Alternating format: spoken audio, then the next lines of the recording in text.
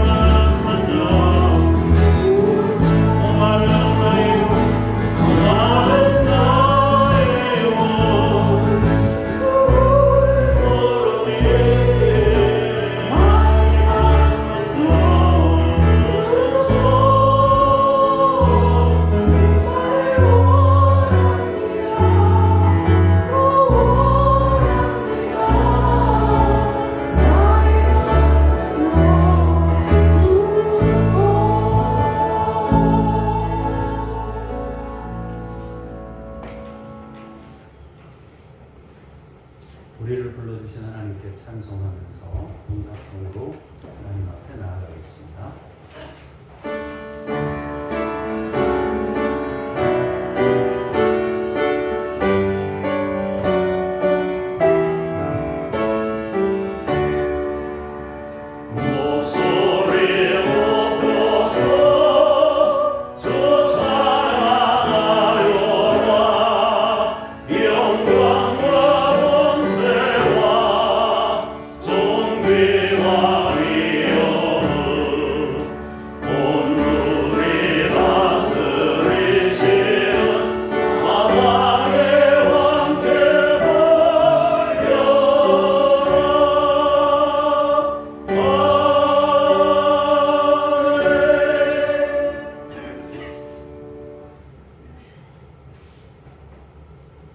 기쁨으로 여호와를 섬기며 노래하면서 그의 앞에 나아갈지어다. 여호와가 우리 하나님이신 줄 너희는 알지어다. 그는 우리를 지으신 이시오 우리는 그의 것이니 그의 백성이요 그의 기르시는 양이로다. 목자 되신 주 앞에 왔습니다. 우리의 예배를 받으시옵소서. 주 예수 그리스도 이름으로 기도합니다. 아멘.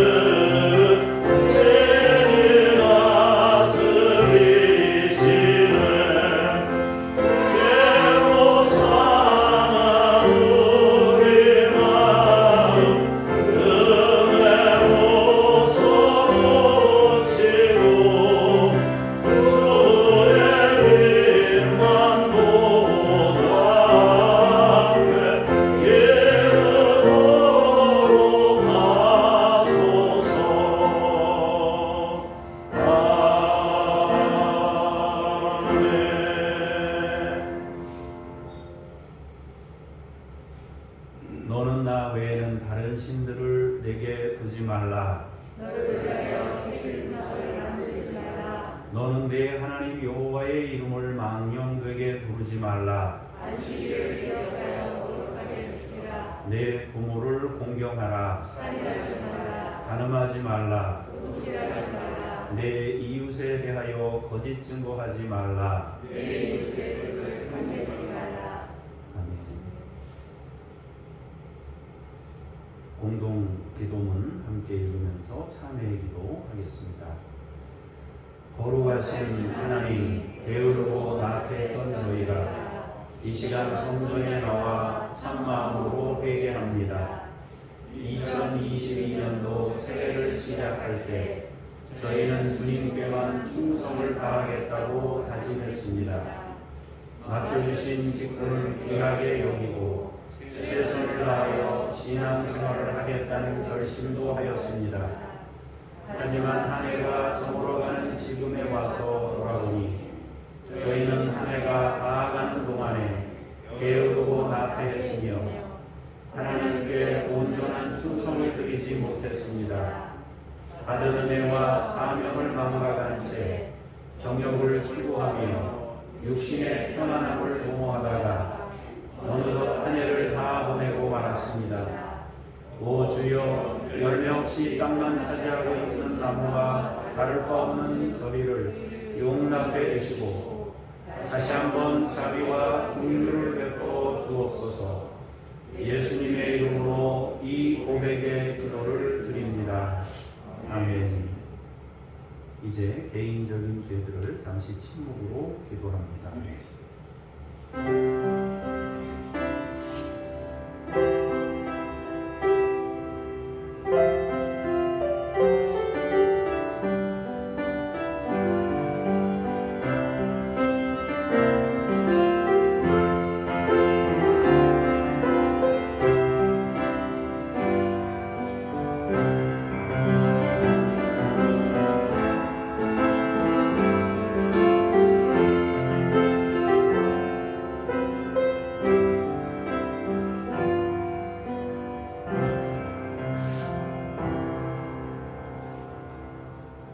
하나님께서 구하시는 제사는 상한 심령이라 하나님이여 상하고 통회하는 마음을 주께서 멸시하지 아니하시리이다.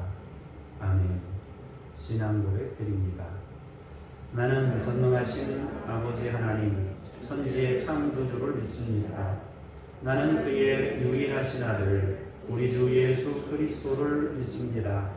그는 성령으로 잉태되어 동정녀 마리아에게서 나시고 본디오 빌라도에게 고난을 받아 십자가에 못 박혀 죽으시고 장사된 지 사흘 만에 죽은 자 가운데서 다시 살아나셨으며 하늘에 오르시어 전능하신 아버지 하나님 우편에 앉아 계시다가 거기로부터 살아있는 자와 죽은 자를 심판하러 오십니다. 나는 성령을 믿으며 거룩한 공교회와 성도의 교제와 죄를 용서받는 것과 몸의 부활과 영생을 믿습니다. 아멘. 자리에 앉으셔서 잠시 기도하겠습니다. 할렐루야. 찬송과 영광과 경배를 거룩하신 창조주 하나님께 올려드립니다. 만세전부터 택하신 성도를 구원하여 주시려고 때가 이름에 독생자 예수님을 아끼지 않으시고 이 땅에 보내주신 은혜에 감사드립니다.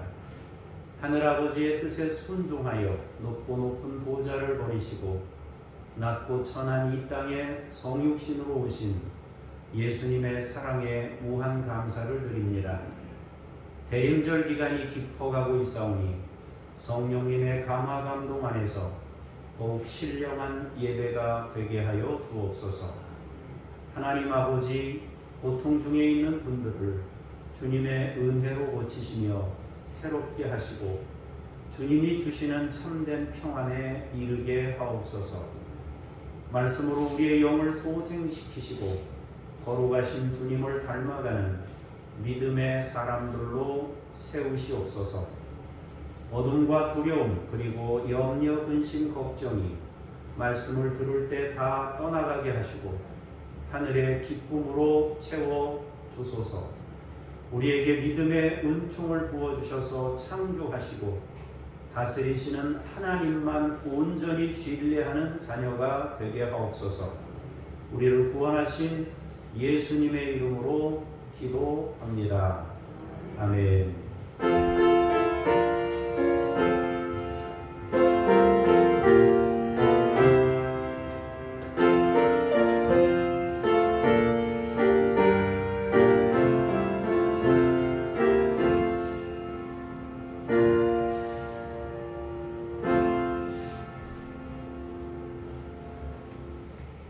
말씀 앞으로 나아가면서 해마 찬송 부르시겠습니다.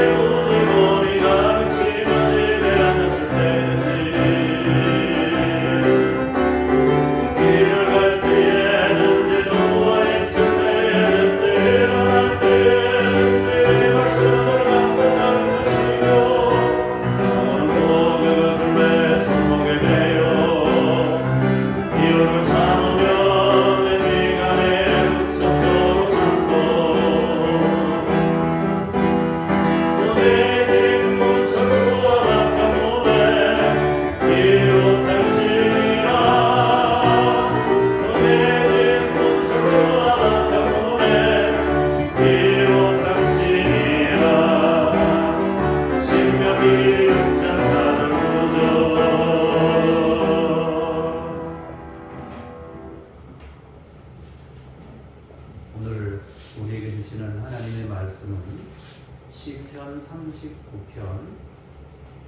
시편입니다. 시편 39편 여러분 찾으시기 바랍니다. 시편 39편 1절에서 5절까지의 말씀을 홍순영 원사님께서 봉독하시겠습니다. 내가 말하기를 나의 행위를 조심하여 내 혀로 범죄하지 아니하리니 악인이 내 앞에 있을 때 내가 내 입에 재갈을 먹으리라 하였도다. 내가 잠잠하여 선한 말도 하지 아니하니 나의 근심이 더 심하도다. 내 마음이 내 속에서 뜨거워서 같은 소리로 엎드릴 때 불이 붙으니 나의 혀로 말하기를 여호와여 나의 종말다. 연한이 언제까지인지 알게 하사 내가 나의 연약함을 알게 하소서. 주께서 나의 날을 한 번 길이만큼 되게 하시매 나의 인생이 주 앞에서는 없는 것 같사오니 사람은 그가 든든히 서 있을 때에도 진실로 모두가 허사뿐입니다. 셀라. 아멘. 주님께 감사합니다. 연이어서 11절까지의 말씀을 박민영 권사님께서 봉독하시겠습니다. 진실로 각 사람은 그림자같이 다니고 헛된 일로 소란하며 재물을 쌓으나 누가 거둘지 알지 못하나이다. 주여 이제 내가 무엇을 바라리요. 나의 소망은 주께 있나이다. 나를 모든 죄에서 건지시며 우매한 자에게서 욕을 당하지 아니하게 하소서. 내가 잠잠하고 입을 열지 아니함은 주께서 이를 행하신 까닭이니이다. 주의 증거를 나에게서 옮기소서. 주의 손이 치심으로 내가 쇠망하였나이다. 주께서 죄악을 책망하사 사람을 징계하실 때에 그 영화를 좀먹은 같이 소멸하게 하시니 참으로 인생이란 모두 헛될 뿐입니다. 아멘. 아멘. 주님께 감사합니다. 12절, 13절 보겠습니다. 여호와여 나의 기도를 들으시며 나의 부르짖음에 귀를 기울이소서. 내가 눈물 흘릴 때에 잠잠하지 마옵소서. 나는 주와 함께 있는 나그네이며 나의 모든 조상들처럼 떠도나이다. 주는 나를 용서하사 내가 떠나 없어지기 전에 나의 건강을 회복시키소서. 아멘. 주님을 찬미합니다.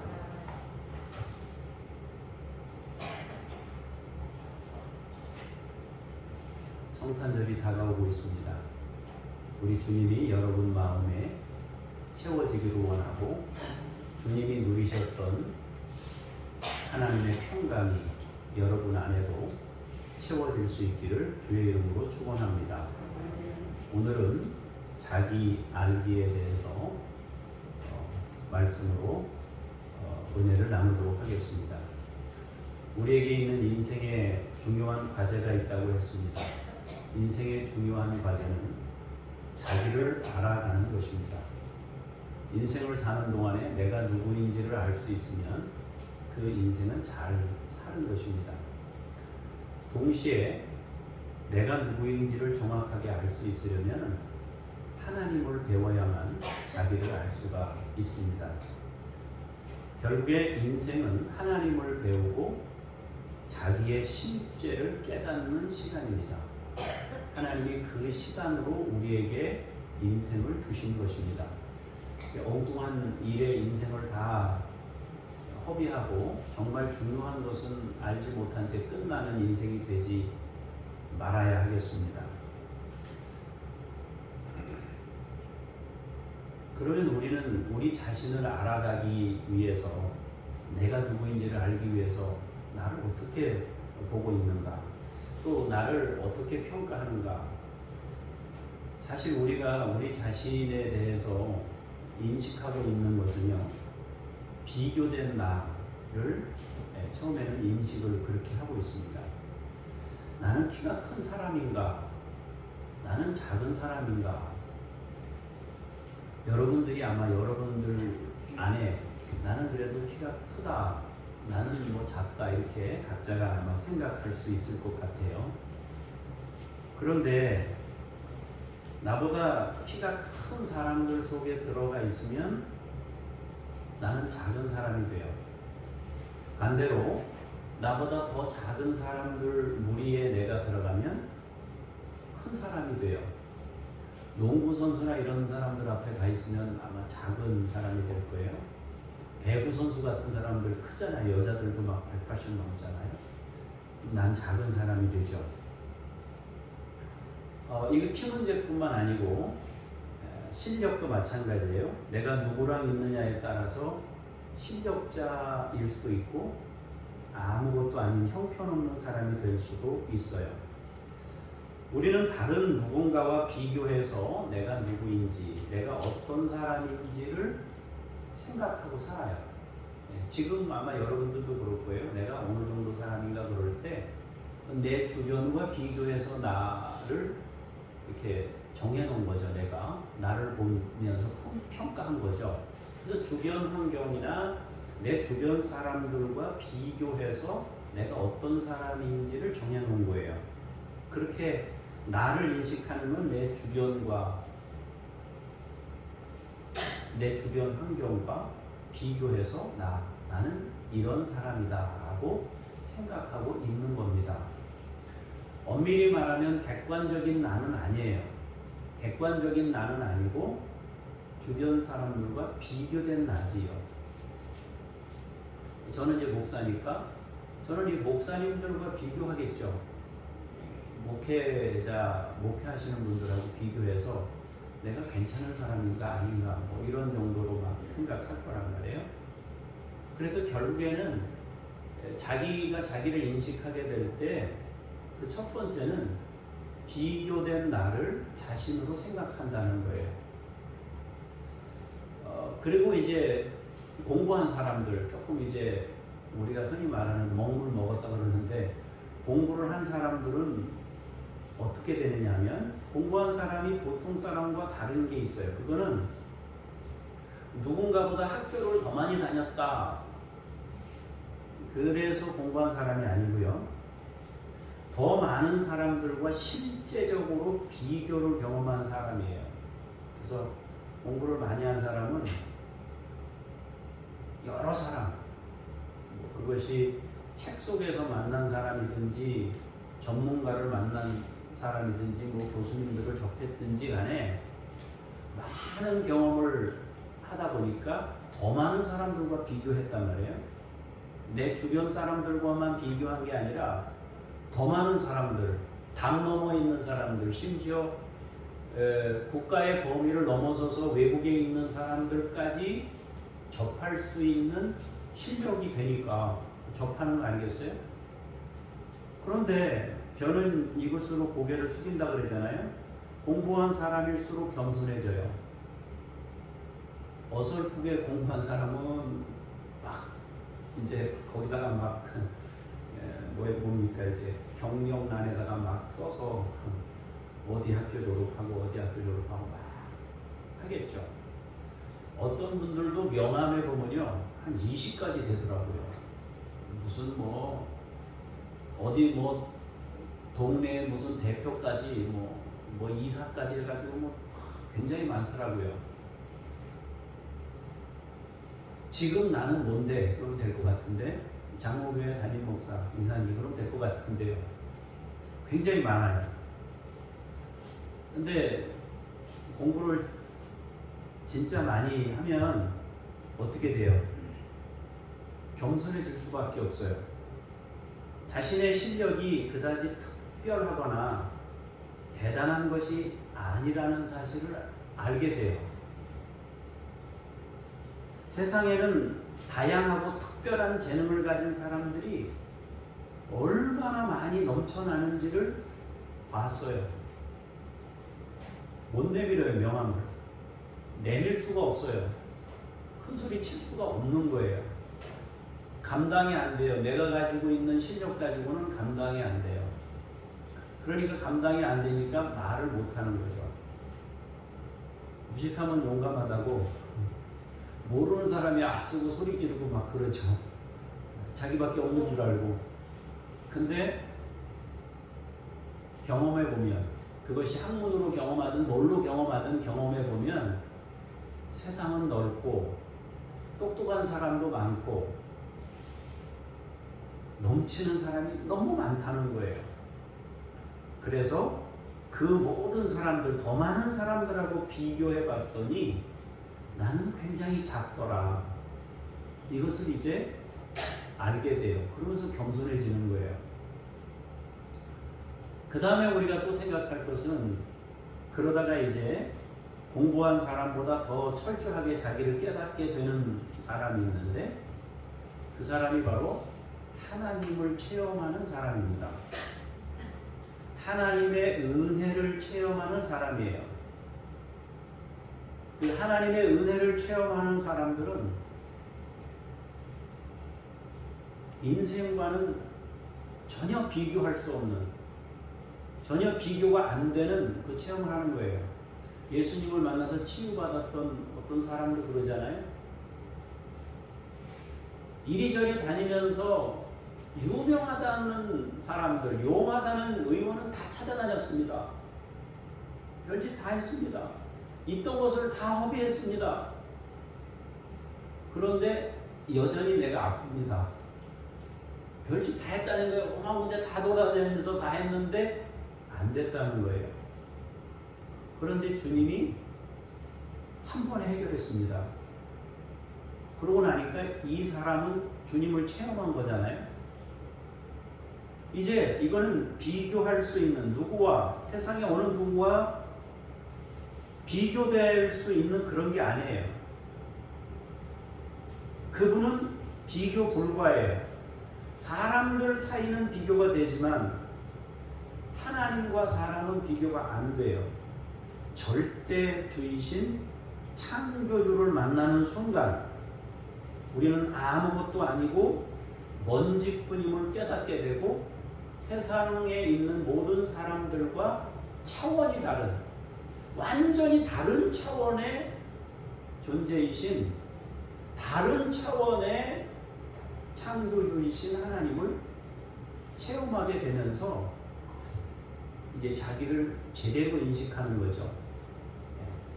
진짜 객관적인 자기를 볼 수 있는 단계로 가는 거예요. 그래서 하나님을 아는 사람은 자기를 알게 되고, 반대로 자기를 바로 안 사람이라면 창조주를 부정할 수가 없어요. 나를 안다 그러는데 창조주를 부정한다, 그 얘기는 아직 자기를 모르고 있다는 증거예요. 그래서 예수님도 그러잖아요. 본다고 하니 여전히 맹인이구나 그러잖아요. 자기들이 본다고 막 큰 소리 치잖아요. 그죠? 우리도 맹인이냐 하고 예수님께 달려들잖아요. 그죠? 다른 사람들은 다 죄인이에요. 자기들만 의인이에요. 그러니까 주님이 말씀하시는데도 주님에게 우리가 맹인이냐고 하면서 달려드는 거예요. 세상에 이런 사람들이 얼마나 많은지 몰라요. 하나님을 믿는다 그러는데 큰 소리 치는 사람이 너무 많아요. 아직도 본인이 잘난 줄 아는 거예요. 전혀 그렇지 못한데 대단하다고 생각하는 거예요. 인생 과정을 보면요, 태어나서 가장 어릴 때는요, 나밖에 없어요. 자기중심적이에요. 배고파도 울고 뭐해도 울고 막 계속 자기 중심적인 그 본능적으로 그렇게 살아요. 그러다가 이제 조금 커가지고 활동을 할 수 있는 나이가 되면 또래 애들을 만나요. 5살, 6살, 유치원 가서 또래 애들을 만나는데 얘네들이 내 말 안 들어요. 집에서는 이 물건 있으면, 먹을 거 있으면 엄마한테 다 뺏어서 자기가 먹었어요. 근데 유치원 갔더니 안 통해요. 했다 그러면 울어요. 저쪽에서 막 때려요. 아이들끼리 또래가 만나면서 시기심도 생기고 다툼도 일어나요. 빼앗기기도 하고 빼앗기도 하고. 처음에는 가족이나 형제가 그 대상입니다. 그러나 점차 범위가 넓어지면서 자신 외에 다른 존재가 있다는 것을 인식하게 돼요. 점점. 그러면서 점점 성장하면서 이 세상에는 모든 공간이 나를 위해 존재하는 게 아니구나. 이 공간 안에 나는 어떤 부분을 차지하고 있구나. 또 다른 부분은 다른 사람의 몫이구나. 이걸 경험하는 건 아주 뼈아픈 경험입니다. 힘든 경험이에요. 성장하면 할수록 우리는 그것을 더 많이 느낍니다. 제재를 당하니까요. 내가 할 수 있는 일에 대해서 자꾸 제재를 당하니까 힘든 거죠. 직장 생활도 쉽지 않잖아요. 왜 어려워요? 동료들이 힘들게 해요. 후배들이 힘들게 해요. 사장님이 어렵게 해요. 근데 가만히 역으로 생각해 보세요. 나는 사장님을 안 어렵게 하나? 나는 후배를 어렵게 하는 건 없나? 나는 동료를 어렵게 하는 건 없나? 이 뼈아픈 경험이에요. 성장하면서 우리는 그것을 더 많이 느껴요. 내가 할 수 있는 일보다 할 수 없는 일들이 훨씬 많다는 것을 현실 속에서 배웁니다. 우리는 그냥 작은 점 하나에 불과합니다. 그것이 우리의 실제예요. 그런데 어떤 경우엔 더 아픈 경우가 있는데 자신이 한 점에 불과하다는 사실도 모르고 교만하게 살아가는 사람들이 허다하다는 거예요. 딱하죠. 딱한 거 아니겠어요, 그죠? 한 점에 불과한데 자기밖에 없는 줄 알고 막 그러고 살고 있으니까 얼마나 딱합니까? 창조주 앞에서 피조물인 우리는 너무나 자주 우리 자신을 뽐내요. 그리고 다른 사람들을 무시하면서 내가 우월하다고 착각하고 있는 겁니다.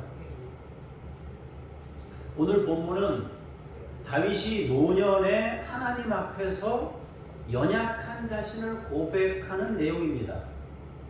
어쩔 수 없는 죄인의 삶을 살아온 세월을 하나님께 고백하고 있습니다.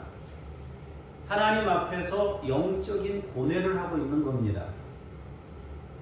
인생을 되돌아보니까 자범죄와 원죄로 얼룩져 있는 자신을 보면서 하나님께 긍휼을 구하고 있는 겁니다. 하나님, 긍휼을 베풀어 주세요. 돌아보니 그렇더라 그 얘기예요. 이제 오늘 본문의 내용을 조금씩 보시면서 우리가 살펴볼 텐데요. 먼저 1절, 2절에 보면 침묵하고자 하는 이 시인이 침묵하려고 애쓰는 모습을 보게 돼요. 시인이 뭐라고 얘기합니까? 자기 입에 재갈을 물리겠다 그러잖아요. 자신의 혀로 범죄하지 않기 위해 침묵하겠다 그럽니다. 자신의 행위를 절제합니다. 심지어 악인이 자기 앞에 있을 때에도 입에 재갈을 물려서 침묵하겠다 그럽니다. 왜 시인은 침묵하려고 했을까요? 하나님의 존재를 인식하고 있기 때문입니다. 그분이 계시기 때문이에요. 나보다 더 분명하고 확실하게 아시는 하나님이 계시기 때문입니다. 내가 감히 하나님 앞에서 넘치지 않기 위해서 침묵하려 했던 겁니다.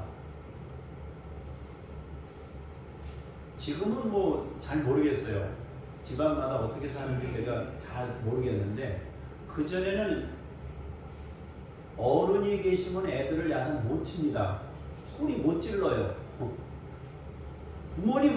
부모님이 계신데 그 부모님 앞에서 뭔 잘못이 있어도 못 싸워요. 옳고 그름을 따질 수가 없습니다. 왜냐하면 윗어른이 계시기 때문에 못해요. 하물며 사람 사는 세상에서도 아버지가 계시면 자식들끼리 못 싸웁니다. 옳고 그름 막 못합니다. 부모 앞에서 어디 싸우느냐고 막 혼나잖아요. 그죠? 사람 사는 세상도 그런데 하물며 하나님 앞에서 큰 소리를 친다. 네가 잘나냐 내가 잘나냐 이러고 있단 말이에요. 그러니까 이 시인이었던 다윗이 침묵하는 거예요. 하나님이 안 계시다고는 몰라도 그분이 계신 것을 확실히 알고 있기 때문에 그분이 나를 아시고 이 악인이 어떤지를 아셔요. 그런데 내가 감히 하나님 앞에서 뭔 말을 하겠어요? 일단 내가 재갈을 먹이리라 잠잠하기로 결단하고 침묵합니다. 그런데 선한 말도 하지 않고 악한 말도 하지 않고 침묵하고 참으려고 하니까 이 근심이 되는 거예요. 인간적인 생각으로 동요하는 자신을 표현하고 있습니다. 말하고 싶은 존재의 가벼움입니다. 침묵이 그리 쉬운 게 아닙니다. 말하고 싶어 미칠 지경입니다. 네가 어떻게 말할 수 있냐 하고 한마디 하고 싶은 거예요. 그런데 하나님이 계셔요. 그래서 감히 말할 수가 없어요. 그렇게 말을 하지 않고 참으려니 천불이 나는 거예요. 의롭지도 못하면서 굉장히 의로운 듯 참견하고 싶어요. 떠들고 싶습니다. 저 악인들을 향해 심판하고 싶어요. 하나님이 계시는데 내가 앞서서 다 말해버리고 싶어요. 그런 자신을 보면서 안 되겠다. 이 입에다 재갈을 물리지 않고는, 여러분 재갈이 뭔지 알죠? 말을 이렇게 하는 입에다가 묶어가지고 아무 말도 하지 못하도록 해야 되겠다. 재갈을 먹인다고 작정을 합니다. 그런데 이 존재의 가벼움 때문에 막 속에서 들끓어 오르니까 감당이 안 되는 거예요. 심리적인 이 내면 안에서의 어떤 심각한 막 소용돌이가 치고 있는 거예요. 3절 4절의 내용을 보면 이제 하나님께 기도합니다. 시인은 겨우 침묵을 유지하고 있는데 자기 속이 뜨거워요. 옛날 성경에는 자기 속에서 뜨거워서 묵상할 때에 화가 발했다고 번역했습니다. 세상을 보고 악인들을 보고 있자니 참을 수가 없어요. 그러나 하나님이 계시기에 침묵하고자 합니다. 그 둘 사이에서 시인은 내면의 갈등을 겪고 있습니다. 그러나 이내 시인은 바른 자세를 갖게 됩니다. 하나님이 계시고 자신과 악인이 있어요. 이 악인을 계속 보면서 이 속에서 막 분노가 일어나고 누르고 올라오고 누르고 하는 과정이에요. 하나님은 제3자예요. 근데 이제 관계를 바꾸는 거예요. 어떻게 바꿉니까? 이 사람하고 나하고의 이 관계가 아니라 요거는 제3자로 두고 하나님과 나하고의 관계로 바꾸는 거예요. 관계를. 자신과 악인과 하나님의 관계를 자신과 하나님만의 관계로 바꾸는 거예요. 자신과 하나님과 자신 사이에 그 누구도 참여시키지 않고 하나님 앞에서의 자신을 제대로 깨닫게 되기를 원하는 거죠. 그래서 기도하는 거예요. 하나님께. 이 사람과 나하고의 관계 속에서 하나님이 아니라 이런 거 다 떼고 하나님과 내가 하나님 앞에서 나는 어떤 사람인가에 대해서 고민하는 거예요. 그러니까 기도가 나오죠. 뭐라고 합니까? 하나님, 나의 연약함을 알게 해주십시오. 여호와여, 나의 종말과 연한이 언제까지인지 알게 하소서. 내가 얼마나 약한 존재인지, 얼마나 한계를 가진 존재인지 알게 하소서. 나의 연약을 알게 하시고 나의 연약함을 알게 하소서. 연한을 알게 하시고 연약함을 알게 하소서. 이것은 몇 살까지 살지 알려달라는 것이 아니고 피조물로서 잠깐 살다 가야 할 사람이 악인들을 평가하고 그들처럼 악을 쓰다가 아무 의미 없이 끝나는 인생이 되지 않도록 도와달라는 간구입니다. 부질없이 괜한 일에 에너지 쓰면서 짧은 인생 허비하는 어처구니 없는 삶이 되지 않기를 바라고 있는 거예요. 저쪽에 악을 쓴다고 막 같이 악을 쓰면서 막 이러면서 상대하다가 정작 하나님이 어디 계신지는 모르면서 인생 다 버리는 거예요. 그렇게 되지 않기를 바라면서 하나님께 기도하고 있는 거예요. 하나님, 내 인생이 얼마나 남았습니까? 내가 어떤 인생을 살아야 합니까? 언제쯤 내가 하나님을 만나게 됩니까? 하나님을 만날 때 나의 모습은 어때야 됩니까? 이렇게 자기 문제를, 다른 사람의 문제가 아니라 내 문제를 하나님께 기도하고 있는 겁니다. 그러면서 5절 6절에 가서 이제 시인은 뭘 합니까? 고백을 합니다. 하나님, 나의 날은 한 뼘 길이밖에 안 됩니다. 나의 일생은 주님 앞에 없는 것 같습니다. 인생은 그림자같이 지나가고 헛된 일로 소란하며 재물을 쌓지만 그 재물을 쌓은 것을 누가 사용할런지 누가 쓸런지 모릅니다. 유한하고 헛된 인생에서 잠시도 침묵할 수 없어 갈등하고 고민하는 자신의 약함에 대해서 고백하고 있습니다. 영원하신 하나님 앞에서 자신의 인생은 너무도 짧은 한 점에 불과한데 아웅다웅하면서 살아가는 모습을 부끄러워합니다. 악인들의 비난과 원성에 같이 반응하여 할 말하면서 정화하고 싶은 내면의 고민을 부끄러워합니다. 하나님이 계시다는 것을 머리로는 아는데 현실에서는 참기가 힘들어가지고 다 말하고 있는 거예요. 다행인 것은 자신의 시선을 악인들이 아닌 하나님께로 돌리고자 하는 끊임없는 반복된 노력, 하나님께로 향하려고 하는 그 중심을 가지고 있다는 점입니다. 그렇게 자기의 자아금을 하나님 앞에 깨닫고 고백합니다. 제가 참 작습니다. 이걸 고백한단 말이에요. 그 다음 내용은 뭡니까? 7절에서 9절까지 내용은 뭡니까? 하나님만 소망합니다.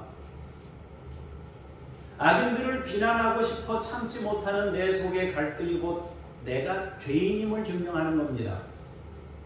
시인은 악인들과 자신을 비교하여 그들보다 자기가 더 의인이라고 말하고 싶어요.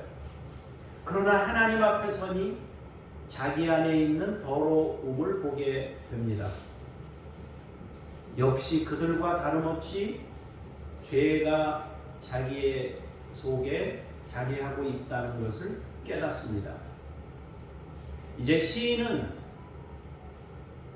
그들과 비교된 자신이 아니라 하나님 앞에 서 있는 단독자로서의 모습으로 자신의 부끄럽고 작디 작은 모습을 고백하고 있습니다. 주님, 이제 내가 무엇을 바라겠습니까? 나의 소망은 주님입니다. 나를 모든 죄에서 건져주십시오. 우매한 자에게서 욕을 당하지 않게 하십시오. 동일한 죄인으로서 악인들을 향해 잠잠한 이유는 하나님이 계시기 때문입니다. 하나님께서 나를 깨닫게 하시려고 허락한 것임을 알기에 침묵하겠습니다. 시인은 악인들이 정당하다고 말하는 것이 아닙니다. 그들이 옳다고 얘기하는 게 아니에요. 시인은 다만 악인들을 향해 분노하던 자신 안에도 죄가 있음을 고백하면서 더 거룩한 사람으로 하나님 앞에 서기를 원하는 겁니다. 하나님의 주권 앞에 자신의 교만하고 떠들고 싶은 마음들을 내려놓는 겁니다. 이제 10절 11절에 말씀합니다. 헛된 인생입니다. 하나님 앞에서 사람의 인생은 헛된 뿐입니다. 주의 징벌을 나에게서 옮겨주세요. 주의 손이 치심으로 내가 쇠망했습니다. 주님이 죄악을 책망하사 사람을 징계하실 때에 그 영화를 존모범같이 소멸하게 하시니 하나님 앞에서 저는 아무것도 아닙니다. 세상 악에 대해 할 말이 그렇게 많았던 시인은 하나님 앞에 서자 그저 죄인일 수밖에 없었습니다. 피조물인 존재가 심판자이신 하나님 앞에서 감히 떠들고 싶어 분노했음을 깨닫게 되면서 주님, 내가 헛된 인생을 살았습니다.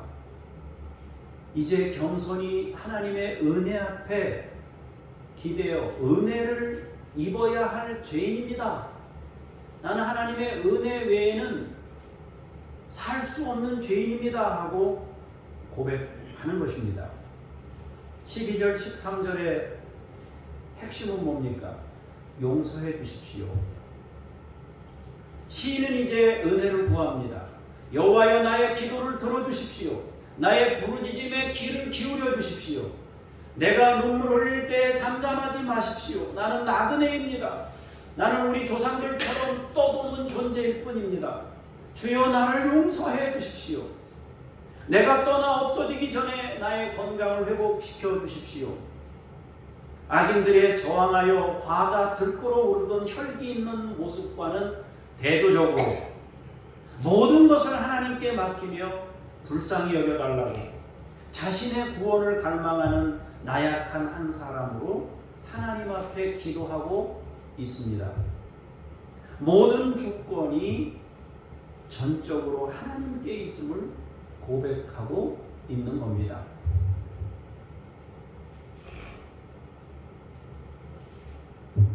정리합니다.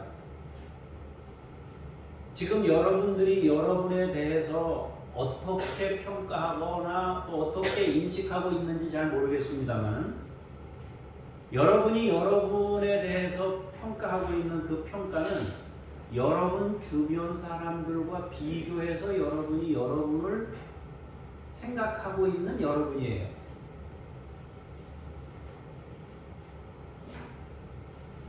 여러분의 실제가 아니라 말입니다. 여러분이 여러분을 평가하고 생각하는 여러분은 여러분의 실제가 아니에요. 공부하면서 더 많은 사람들과 자신을 비교하면 내가 작은 자임을 깨닫게 되죠. 많은 재능을 가진 사람들 중에 부분이며 점 같은 존재를 깨닫게 되는데 오늘 시인처럼 하나님을 만나게 되면 지금까지의 비교 개념과는 완전히 다른 비교 개념이 아닌 비교 불가인 하나님 앞에 죄인으로 밖에는 설 수 없는, 그래서 하나님 앞에 거미줄 하나에 이렇게 거미줄 하나에 낙엽이 매달려 가지고 바람에 떨어질랑 말랑 대롱대롱 매달려 있는 그게 우리예요. 거기서 할 수 있는 말은 한 가지밖에 없어요. 하나님 살려주세요. 하나님 살려주세요. 하나님 내게 은혜를 베풀어 주세요. 내 의로움을 내세워 악인을 비판하고 정죄하려던 이런 모습이 얼마나 부끄러운지, 그저 창조주 하나님 앞에서 은혜를 구해야 되는 죄인으로 서는 겁니다.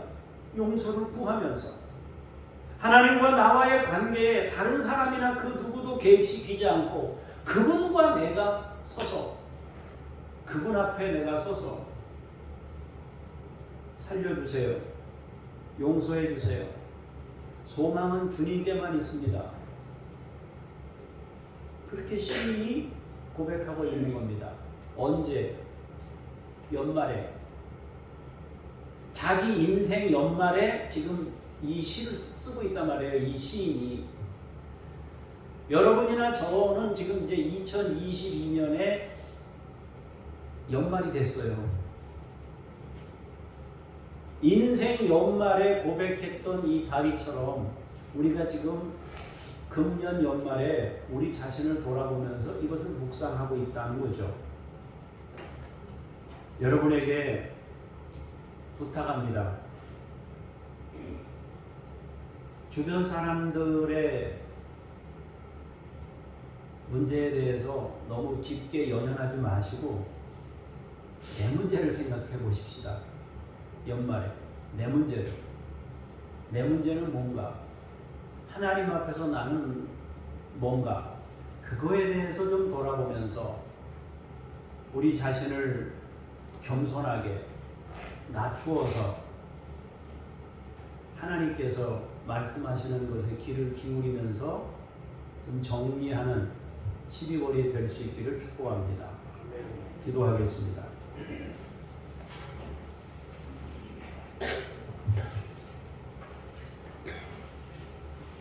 악인들을 보자니 말을 하고 지적하고 싶어서 견딜 수가 없었습니다.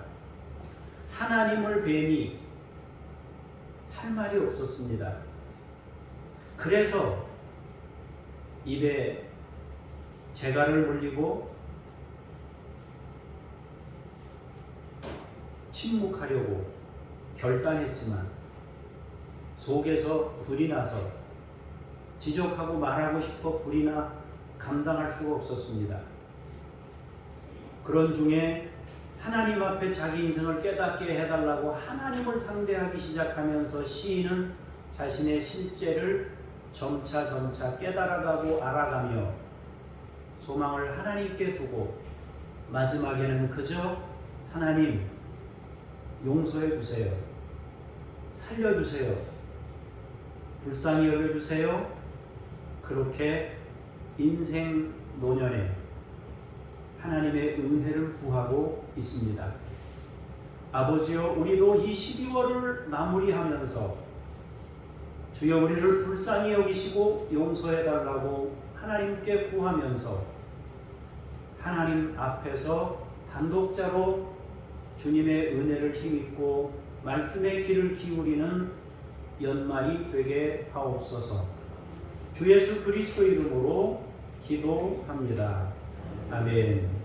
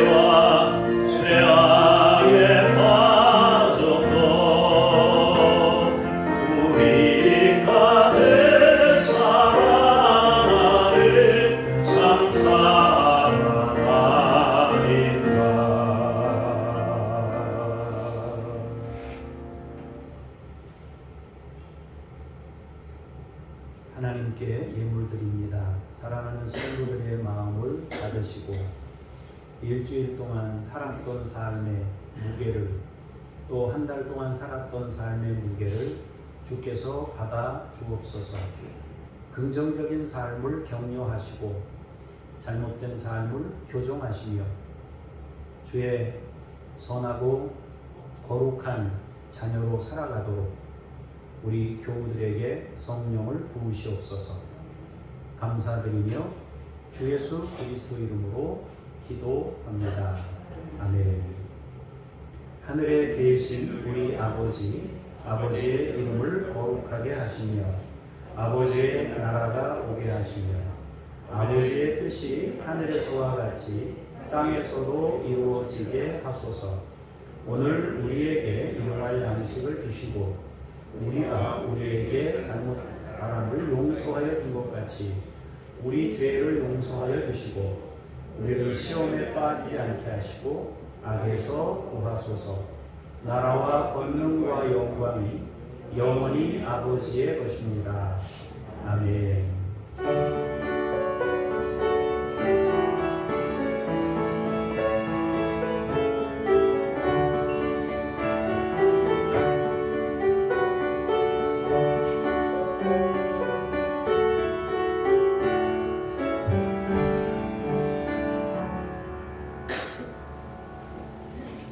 자리에 앉으셔서 암송 찬양 한번 부르겠습니다.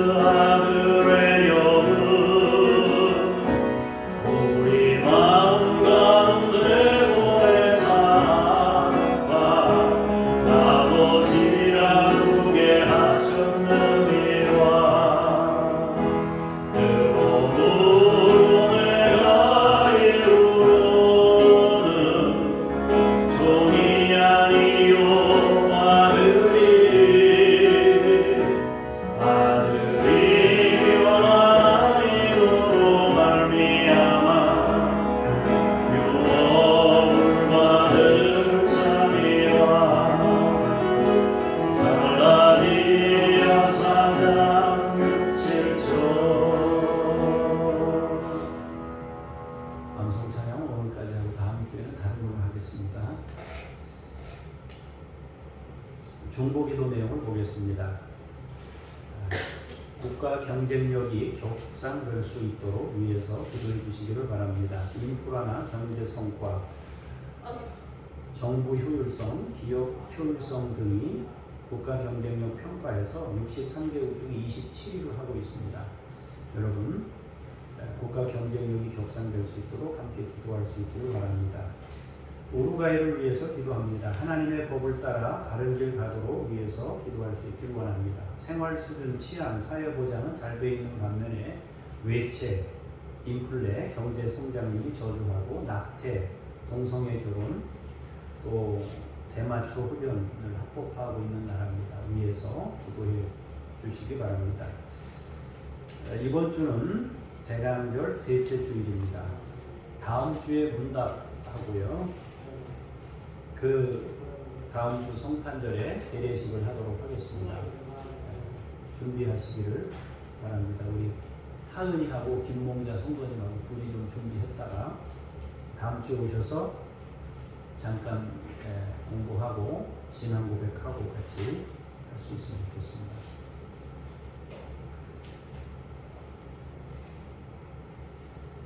성경 읽기 참여하신 분들은 가실 때 선물 하나씩 받아가시길 바라고요. 잠시 수요일까지 외출을 하도록 하겠습니다. 여러분들 기도해 주시고요. 한 해를 정리하면서 시간을 좀 보내보려고 합니다. 위에서 기도해 주시면 감사하겠습니다. 제가 잠깐 기도하겠습니다.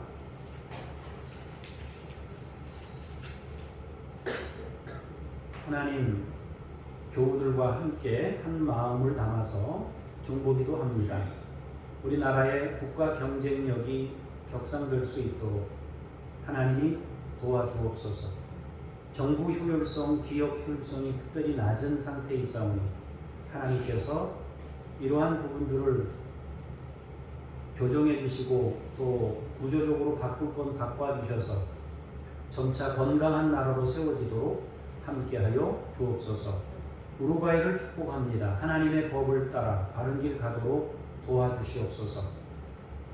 잘 되고 있는 것들은 더 잘 되게 하시고 약한 부분, 저조한 부분들은 고쳐주시며 잘못된 부분들에 대해서는 하나님께서 수정해 주셔서 우루과이가 점차 바른 나라, 건강한 나라가 되도록 아버지께서 은혜 베푸시옵소서. 하나님, 우리가 돕는 장준혁 북한 어린이들 야바 임마누엘에게 함께 하시고 역사하시옵소서. 저들을 친히 양육하시옵소서. 특별히 북한으로 선교하고 있는 김유액 선교사님, 이웃 아저씨 아줌마 선교사님, 하나님 이들에게 통로가 막히지 않도록 지켜주시고 이들을 보호하시며 생명사계 속에 안전하게 지키시고 높은 바위 틈에 이들을 가려주셔서 언제든지 이들이 보호함을 받은 가운데 하나님의 사역들을 감당할 수 있도록 능력으로 함께 해주시고 역사해 주옵소서. 이동식 서명숙 선교사님, 김수현 김명숙 선교사님, 천애슐리 선교사님, 맡겨진 삶의 자리에서 최선을 다하며 주의 뜻을 이루도록 주께서 함께 하시고 역사하여 주시옵소서. 은혜 베풀어 주시옵소서. 하나님, 12월을 마무리하면서 우리 자신을 돌아볼 수 있게 하시고 하나님 앞에서 더 겸손하고 건강한 신앙으로 새해를 맞도록 하나님이 우리를 가르치시고 주님의 은혜를 풍성히 부어 주시옵소서. 하나님, 우리 교우들을 주의 이름으로 축복합니다. 개인적인 고민, 기도 제목, 육신의 약함, 하나님께서 일일이 아시오니 다스리시고 책임지시고 주께서 치유하시며 역사하여 주옵소서. 육신을 치유하실 때 특별히 마음을 치유하시고 그 영혼들을 치유하시기를 원합니다.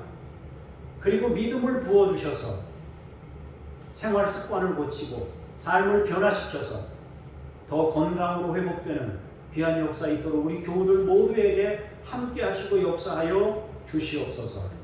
특별히 심리적으로 약한 사람들에게 하나님께서 권능을 부어주셔서 담대하게 하시고 내가 세상을 이겨노라 말씀하셨사오니 주님을 의지하며 담대하게 나아가도록 우리 성도님 한 분 한 분을 지키시고 인도하여 주옵소서.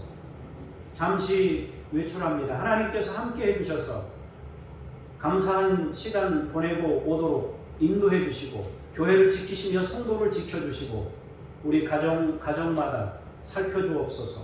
우리의 자녀들을 믿음으로 주님이 양육하시고 삶의 현장에 성령님을 보내시고 성령님이 가시고 천사들을 보내셔서 우리의 자녀들이 믿음으로 세워지고 주의 영광을 나타내는 그릇들이 되도록 주께서 저들을 친히 양육하시고 믿음으로 세우시옵소서.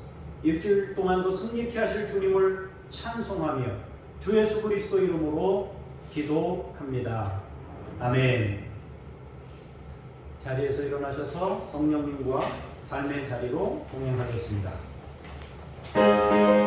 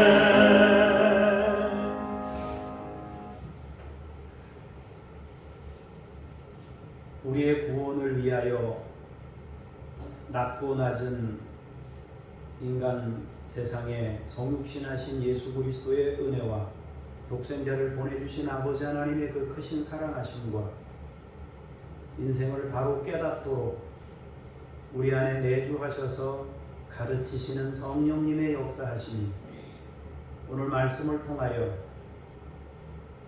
다른 사람과 비교하면서 사는 대신 하나님 앞에 단독자로 서서 은혜와 긍휼을 구하며 살기를 원하며 돌아가는 주의 사람들 머리머리 위에 교회 위에 이제로부터 영원까지 함께 하시기를 간절히 축원하옵나이다. 아멘.